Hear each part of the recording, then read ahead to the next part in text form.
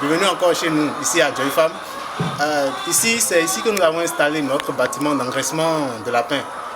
C'est au niveau de notre complexe avicole. Alors, vous avez eu beaucoup de temps de voir en fait notre bâtiment de reproduction, là où il y a les mâles et les reproductions. Et les mâles et les mâles, là où nous faisons la reproduction. C'est ici que se trouve en fait le bâtiment d'engraissement de lapins. Actuellement, ici nous avons environ 982 lapins d'engraissement. Il y en avait la semaine dernière, nous avons fait un abattage où nous avons vendu environ 680 et quelques lapins. D'accord? Donc, c'est pour vous dire déjà en fait combien de fois l'élevage de lapins est intéressant, facile et rentable. C'est hyper rentable. D'accord? Dans nos vidéos passées, si vous n'avez pas le temps, allez voir. Nous avons expliqué déjà comment se fait l'élevage, quelles sont les caractéristiques d'un bon éleveur de l'élevage de lapins. Donc, voilà notre bâtiment d'engraissement, comme vous voyez derrière moi. Mes amis de tous les jours, qui sont là, qui mangent, qui grandissent. C'est des lapins qui ont entre 3 mois à 3 mois et demi. Les sujets ont 3 mois et ils ont déjà 2 à 2,5 kg. Il y a certains qui ont déjà 3 kg de poids vivre dedans. Cela est dû déjà à cause du fait que nous avons en fait importé nos sujets reproducteurs, surtout les mâles. Parce que quand vous faites une activité, il faut chercher à avancer dans l'activité et à rentabiliser au mieux, au maximum en fait, ce que vous faites. Donc nos sujets, les reproducteurs, sont des lapins de race importée qui ont des performances extraordinaires. Donc si vous venez nous voir, nous allons vous montrer en fait comment est-ce que ça fonctionne. Lorsque vous voyez déjà la construction du bâtiment, je suis assis là, il n'y a pas d'odeur. C'est ça qui me fait, qui me donne du plaisir, en fait, de la joie à vous communiquer aussi. Comme ça, il n'y a pas d'odeur, il y a des fosses, les chiens vont dans les fosses et nous les vidons à peine une fois en 2 mois. Il n'y a pas de goût d'odeur. D'accord? Vous pouvez voir avec moi déjà.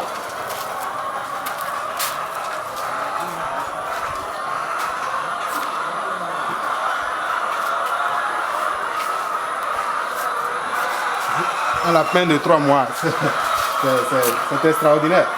Un lapin de 3 mois qui est déjà développé comme ça. Ouais. Donc, n'hésitez pas à nous contacter, n'hésitez pas, nous serons avec vous pour que vous puissiez aussi faire ceci.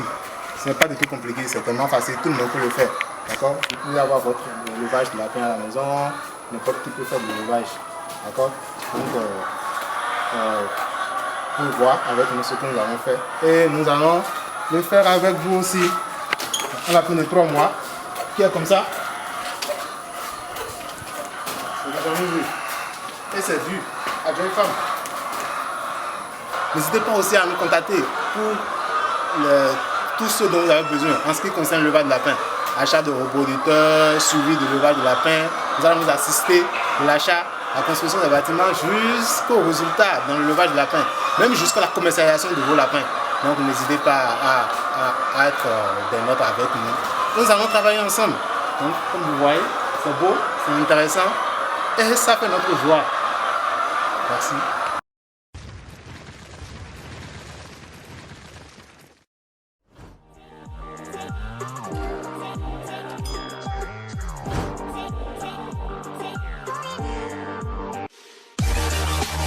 Aujourd'hui, nous n'allons pas parler du lapin. L'objectif aujourd'hui, c'était juste de vous montrer en fait notre unité d'engraissement de lapin, comme vous avez vu. Ce dont nous allons parler aujourd'hui, en fait, c'est comment éviter au maximum les mortalités à la poussinière. Ou aussi, en fait, comment reconnaître, par exemple, dans un effectif de 3 à 4 000 sujets qui sont sur litière, des poules pondeuses qui ne pondent pas. D'accord? Donc, pour le premier thème, en fait, comment éviter les mortalités à la poussinière. Et l'un des plus gros problèmes que nous avons aujourd'hui, c'est les mortalités à l'étape poussin. On rencontre beaucoup de mortalités. Lorsque vous arrivez au poussin, aujourd'hui, on vous dit il y a eu tel mort, 30 morts, 40 morts, alors qu'il y a des méthodes très simples en fait pour éviter d'avoir ces genres de cas. Ici à Joy Farm, notre manière de fonctionner, notre manière de travailler nous amène à avoir des résultats que nous voulons partager tout simplement avec vous. La première des choses que vous devez d'abord vous assurer, c'est la qualité des poussins. D'accord, la qualité des poussins. Il faut vous rassurer de prendre des poussins chez des pouvoirs de qualité reconnus. Nous travaillons avec des pouvoirs qui nous fournissent des qualités de poussins pour avoir les résultats que nous voulons. Vous voyez. Et la chose qui suit en fait, c'est la méthode de l'élevage, la biosécurité. lorsque les poussins viennent, d'accord, vous les installez, il faut mettre autour de votre poussinière une biosécurité digne du nom. D'accord. Il faut qu'avant d'entrer dans la poussinière, les gens puissent se désinfecter normalement et convenablement, comme il le faut. La raison même des pédiluves que vous devez installer à l'entrée de chaque bâtiment de l'élevage est beaucoup plus même au niveau de la poussinière. La poussinière est isolée et ce n'est pas tout le monde qui va à la poussinière. Si vous avez une ferme, par exemple, où il y a même les pondeuses et les poussins, les ouvriers qui sont à la poussinière restent à la poussinière. Ils ne bougent pas. Il n'y a pas d'interrelation entre ceux qui sont à la poussinière et ceux qui sont aussi au niveau de la pondeuse. Vous comprenez? Et aussi, avant l'arrivée de vos poussins, ce qu'il faut faire, c'est qu'il faut chauffer un peu votre bâtiment. D'accord? Il faut commencer le chauffage avant l'arrivée des poussins. Ce qui fait qu'il vous a déjà communiqué une température, la température que vous voulez, d'abord au niveau de la poussinière. Après, si tout cela est fait maintenant, et essayez de vous assurer la quantité d'abreuvoir et de mangeoire qu'il y a dans votre poussinière. Il faut que la quantité soit suffisante pour que les sujets n'aient pas à fournir beaucoup d'efforts pour se nourrir, même pour boire. Les poussins qui viennent n'ont pas déjà beaucoup trop d'énergie et s'il faut encore qu'ils se fatiguent pour aller chercher l'aliment, c'est des choses qui amènent beaucoup plus la mortalité au niveau de la poussinière. Autre chose aussi que vous devez maîtriser en fait, c'est le chauffage. D'accord?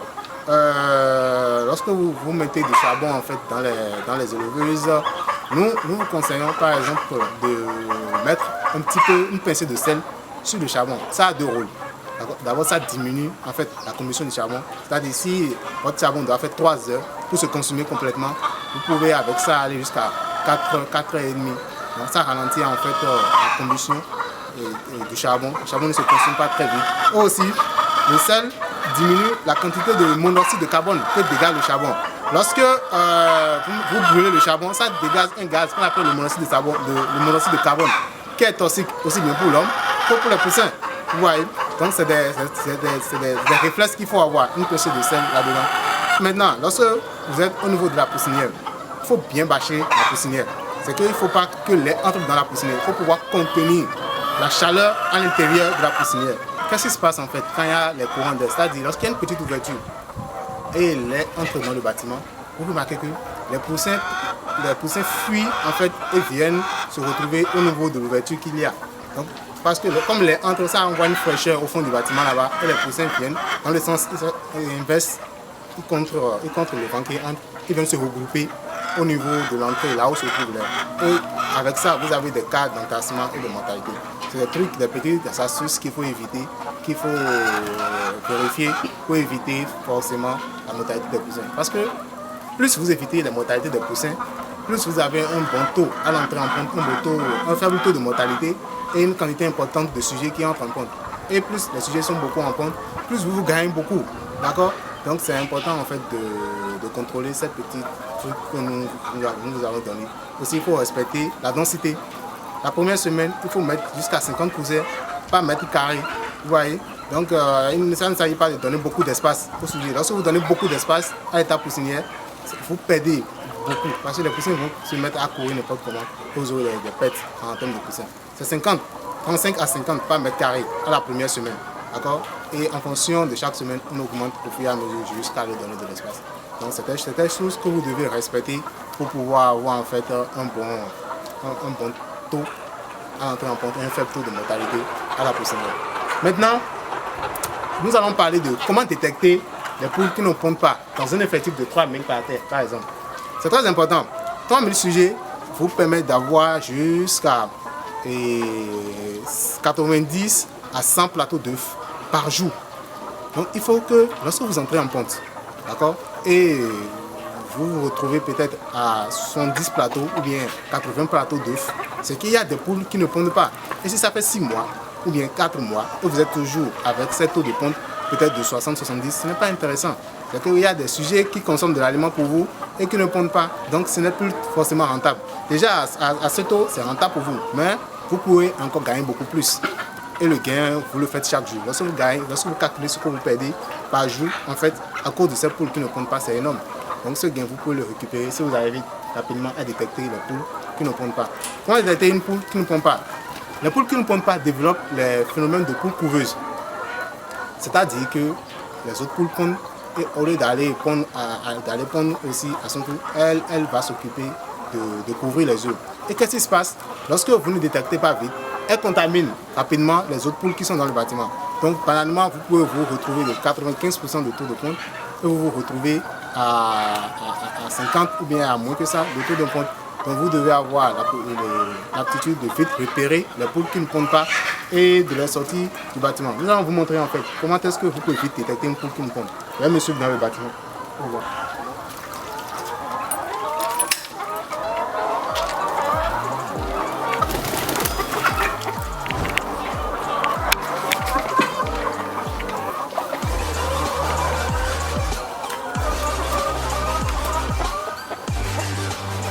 Cette poule, par exemple, nous l'avons enlevée dans ton doigt. Elle était sur des œufs. D'accord? Donc, comment est-ce que nous pouvons essayer de vérifier si elle pond ou pas? D'abord, il y a des trucs qui peuvent vous renseigner. C'est des poules qui sont souvent couchées sur les œufs. D'accord? Tout le temps que vous entrez dans le bâtiment, elle est toujours couchée sur les œufs. Aussi, lorsque vous vous approchez de la poule, vous voyez qu'elle est agressive. Comme lorsque vous faites le parallélisme avec les poules locaux, nos poules à la maison, quand elles ont des petits ou bien elles couvrent les œufs, vous voyez qu'elles sont agressives. Ce n'est pas normal. Ce n'est pas des comportements que vous devez retrouver au niveau d'un bâtiment de poules pondeuses qui pond. Lorsque vous voyez qu'une poule elle est agressive, prenez-la et essayez de faire des exercices que je vais vous montrer tout à l'heure pour confirmer en fait si elle pond ou pas. D'accord? Et c'est important de pouvoir retirer. Qu'est-ce qui amène l'arrêt de ponte chez les poules? Il y a la sécrétion d'une hormone qu'on appelle le phéromone. Normalement, cette hormone, au niveau des autres animaux par exemple, induisent la production. Mais c'est tout le contraire au niveau de la poule pondeuse. Lorsque cette hormone commence par monter au niveau de la poule pondeuse, en fait, il y a diminution de la ponte et il y a arrêt carrément de ponte. D'accord? Donc, qu'est-ce qu'il faut faire? Lorsque vous trouvez les poules qui ne pondent pas, vous devez les retirer du bâtiment et les amener dans un bâtiment plus ou moins sombre en fait. Vous allez enlever de votre poulailler, vous allez les amener dans un bâtiment sombre. L'obscurité, d'accord? Et vous les nourrissez aussi avec les végétaux. Les lianes de patates sont la bienvenue dans ce cas. L'obscurité et l'aliment sous forme de végétaux va diminuer la production du phéromone et maintenant va stimuler la production des œufs chez cette poule. Maintenant, au plus normalement, après une semaine, vous remarquez déjà que la ponte revient petit à petit. Vous voyez? Donc, si après une semaine, 2 semaines, vous partez et vous remarquez que l'œuf ne revient pas, alors ce n'est pas intéressant. Le mieux, c'est de réformer la poule et de s'en séparer parce qu'elle mange, elle ne va pas pondre. Alors, lorsque vous prenez une poule, comment est-ce que vous pouvez vérifier si elle pond ou pas? D'abord, il y a le test de... Vous essayez de voir en fait au niveau de sa crête, d'accord? La crête, soit la crête n'est pas du tout développée. D'accord? Si la crête n'est pas du tout développée, c'est une poule qui ne pond pas. D'accord? Ou carrément, la crête est tellement développée et rouge vif. C'est-à-dire que tout ce que consomme notre poule maintenant, elle le met pour entretenir sa beauté et tout. Elle n'est pas dans la position d'œuf pour vous. Elle est là juste pour se rendre belle. D'accord? Donc c'est déjà les tests que vous pouvez essayer de voir d'abord. Maintenant, l'autre chose, c'est que vous devez voir au niveau de son cloaque. C'est en bas que la poule pond, au niveau de son cloaque. D'accord? Il y a 2 os ici, les os du pelvis en fait. C'est comme ça qu'on l'appelle. À ce niveau, il y a des plumes, sinon vous allez voir. Donc, vous essayez de mettre votre main au niveau. Lorsque facilement 2 doigts entre ces 2 os, en fait il y a 2 os ici. Lorsque 2 doigts entrent facilement entre ces 2 os, alors vous pouvez dire que cette poule est pond. D'accord? Si un doigt entre, mais difficilement entre, ça veut dire qu'elle pondait et qu'elle a arrêté de pondre. Donc avec ce que je viens d'expliquer, lorsque vous la mettez à l'obscurité et vous la nourrissez avec des végétaux, elle peut recommencer par répondre. Ouais. Maintenant, lorsque même un doigt n'entre pas du tout, c'est que certainement, soit elle n'a jamais pondu, soit elle a arrêté de pondre il y a très longtemps. Et dans ces cas, c'est souvent difficile de revenir. C'est mieux pour vous de carrément réformer les sujets. C'est important de pouvoir faire au jour le jour ces exercices et de contrôler ce que je suis en train de dire. Parce que, comme je l'ai dit tout à l'heure, si vous ne le faites pas, cette poule qui ne pond pas va contaminer tous les autres. C'est facile et c'est rapide en fait la contamination. Et les poules ne pondent plus, l'œuf chute, ce n'est pas qu'ils sont malades, mais tout simplement il y a ce phénomène de production de phéromones. D'accord, vous devez alors et prendre le temps de comprendre. C'est tout un art, le levage de la pondeuse. Et c'est la passion, il faut être passionné. D'accord? Donc vous essayez de vérifier, d'observer qu'est-ce qu'ils sont en train de dire. Et quand vous remarquez en fait ce que je viens d'expliquer, vous vérifiez au niveau des os du pelvis en fait. Et si c'est confirmé que les poules ne pompent pas, sortez-les du bâtiment, mettez-les à l'écart pour relancer la ponte au niveau de ces poules. Le levage de la pondeuse est un élevage très très rentable. Avec 3 boules pondeuses, vous ramassez jusqu'à 90, 100 des plateaux d'œufs par jour. C'est possible si vous respectez les petites astuces que je viens de donner.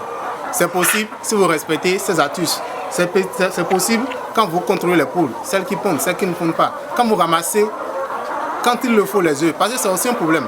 Quand les œufs restent beaucoup longtemps dans le bâtiment, vous voyez que l'animal n'a souvent pas le temps. Parce que le travail ici, c'est un travail de toutes les minutes.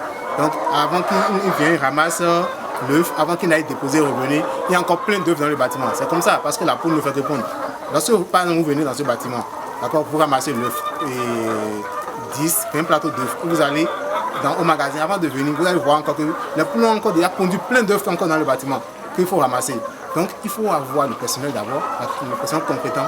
Il faut avoir le personnel en nombre pour pouvoir ramasser comme il le faut l'œuf. Parce que s'il n'y a pas d'œuf, il n'y a pas de raison pour que la poule développe le phénomène de poule couveuse. Si elle ne trouve pas d'œufs, pourquoi est-ce qu'elle ira couver les œufs? D'accord? Donc il faut un personnel en nombre, un personnel de qualité et compétent. D'accord? Ça vous permet de rentabiliser jour le jour votre élevage, ça vous permet de ramasser la quantité d'œufs qu'il le faut et d'entrer en possession de votre investissement. L'investissement de la poule pondeuse est intéressant. C'est une bonne entreprise. Elle est très rentable. Et c'est possible si et seulement si vous faites bien les choses. Donc n'hésitez pas à vous abonner à notre chaîne, à activer la cloche de notification pour ne rater aucune vidéo et à suivre les astuces qui viennent. Parce qu'il y a plein d'astuces qui viennent encore que nous allons vous donner qui vous permettront de booster votre élevage. Et si vous voulez investir dans l'élevage de la volaille, de la pondeuse, n'hésitez pas à nous contacter de la construction, du choix de votre site, la construction jusqu'à la ponte, jusqu'à l'œuf. Nous allons vous accompagner, vous aider même dans la commercialisation de vos œufs. Et comme je l'ai dit, l'élevage de la volaille, c'est chaque jour qu'on tourne de l'argent, c'est chaque jour que vous vendez, c'est tous les jours pendant un an, même un an et demi. C'est-à-dire sur 100 000 pondeuses, sur 3 000 pondeuses, si vous gagnez par exemple, c'est un exemple plus simple, vous gagnez 100 000 par jour, vous gagnez sur 100 000, sur un an, 366 jours, voire plus. Et à la fin, vous réformez les poules. C'est-à-dire que ce que vous avez dépensé du démarrage jusqu'à l'entrée en ponte, vous revendez encore les poules. C'est toute l'importance de l'élevage de la poule pondeuse. Donc suivez-nous et nous serons toujours à vos côtés. Jeunes femmes, c'est la passion de l'élevage et nous allons partager cette passion avec vous.